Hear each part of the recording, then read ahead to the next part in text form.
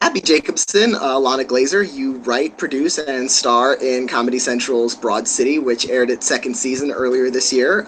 After the success and acclaim for the first season, did you go into season two feeling, maybe more confident or maybe a little more pressure? After the first season, did we feel more confident or more pressure? Oh, We did not really have time to process it. We had like a day off in between the seasons. So I think it felt, now looking back, it felt the same to me as season one, where this season feels different because we had time to process what has happened. yeah, definitely. We had, there was, when we were writing season two, the season one was still airing. So we didn't even get reactions fully yet. Like the whole season hadn't even aired yet. So right now I'm writing season three. It's a different story because we've gotten, the whole like reviews on the whole entire season two. There's definitely a lot more pressure in a good way. I think it's like it's only fire positive. under our asses. Can I say that on the internet? Yeah. Yes. Okay. You can say just about anything on the internet. Right. You're right. You can say anything you want. Right.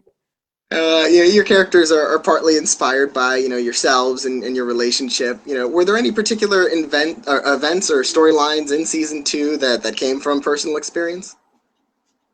Totally, a ton of them. Yeah. Oh, so a big thing is when my character Abby gets very drunk, she becomes this alter ego Val, and Val came from when I was in college. I drank a lot more than I do now. And I had this like funny alter ego with a friend of mine when I would be blackout drunk called Val. She didn't sing Judy Garland songs or have a whole bar that was sort of in that era, but very much based on myself. We don't condone blacking out though. Yes, we do not condone blacking out. Another thing, like I'm just going through the episodes in my head. The AC episode, it's like we all had horror air conditioner stories. I think that's pretty rampant in New York City because everything is impossible. The interns, we've all interns. St. Mark's, just even like, we just all had so many disgusting stories about St. Mark's. That episode is on 8th Street between 2nd and 3rd Avenue. I think that block, there's a block probably like that in any city.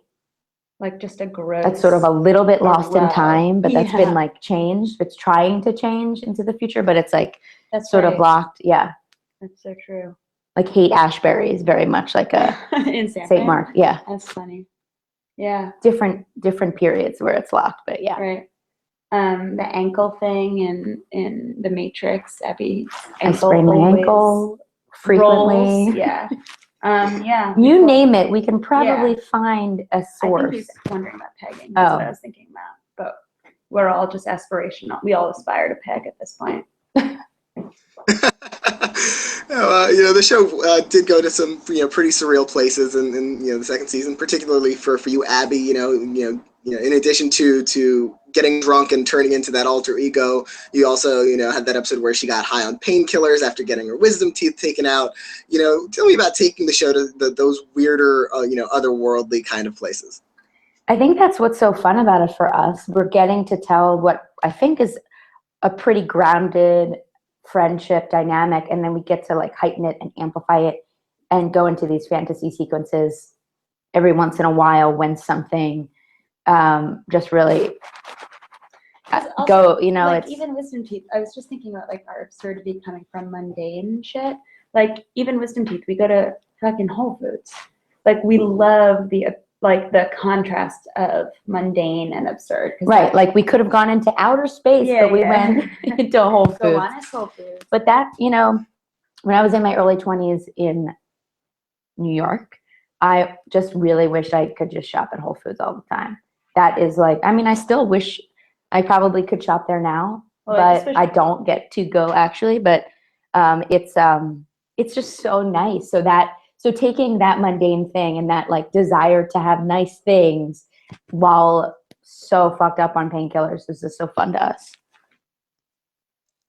Despite how surreal, the show can be at times, I have to say, as a native New Yorker myself, this is sort of one of the most most recognizable New Yorks I've seen on television, from, Central Park and, the St. Mark's episode, and even that, unique way that, struggling New Yorkers can just sort of have these chance encounters with wealth and with, celebrities. What was it like shooting in New York and bringing across that kind of personality of the city? Good question. Where are you now? Are you in New York? Yep. Mm-hmm. Cool. Well, one thing, it's interesting that you said, talking about being a native New Yorker, because Abbi and I are suburban transplants. Abbi's from outside of Philly, I'm from Long Island. And I think that's a big part of where our perception of New York comes from, where there's still this awe and inspiration, even in the grossest, dankest moments of New York. I'm so glad that as a native New Yorker, you find it recognizable, because that's like the suburban transplant goal, to like feel like a native. Yeah, because I think that we still get this feeling of like, even when you're next to the most disgusting thing in the world, you can turn the corner and then it's the most beautiful the most beautiful, most recognizable buildings in the whole world. And you're like, you get those juxtapositions are so New York. And I think we really try to play those things. Exactly. It's like the levels, there's like the richest person next to the poorest person on the subway, the nicest next to the grossest. It's like that, not growing up here, when you come here, it's all those layers are all laid out before you equally. And I think for us to recognize all those points equally, Sex and the City was like a sexier New York. Seinfeld was like mundane New York, but we also have these New York shows before us, and to sort of equally honor every facet that you encounter in New York is what's fun to us, to make it feel well-rounded. You mentioned that pegging episode, and that storyline, Abbi's crush on Jeremy had been building since season 1. Where did that idea come about, and how did you decide to take it there? I mean, I think we had built up this pining over Jeremy from Abbi's character. We had built up this thing over 2 seasons. Like, she loves him.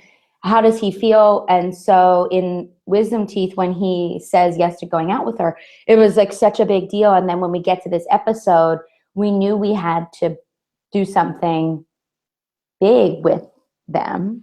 Yeah, and it wasn't like, it was more just about like what would surprise Abbi. Also, pegging for us, it was this like gray area where I think it was expected to be like, oh no, she would never do that. And we're not necessarily like, everybody should be really comfortable and know about pegging. Come on, we're, it's a new thing, at least in the public conversation.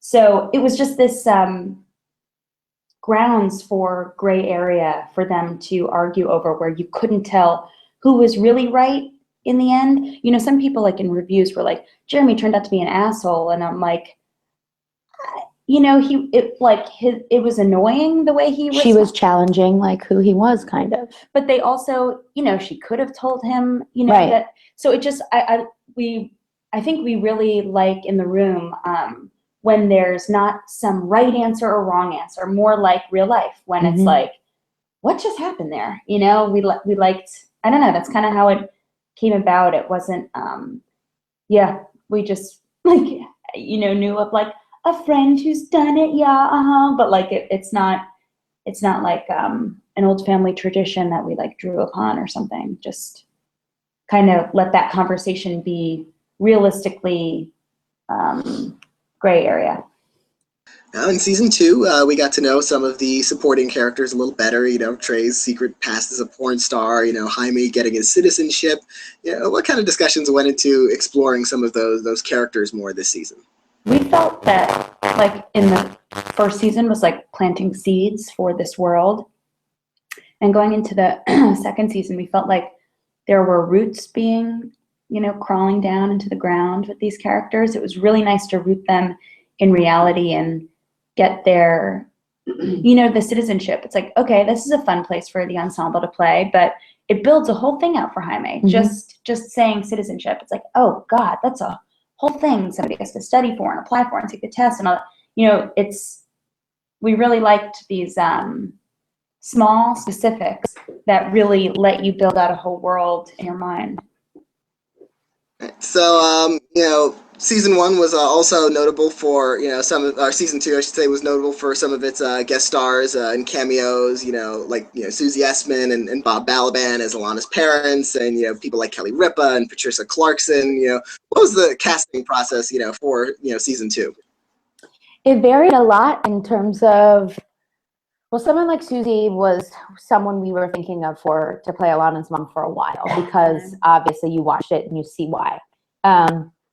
And other parts, like the Patty Clarkson thing, the Kelly Ripa thing, they were people that we just have admired for so long and wrote these roles. And I think some came before with people in mind, and then some we were like, oh my God, would they ever do it?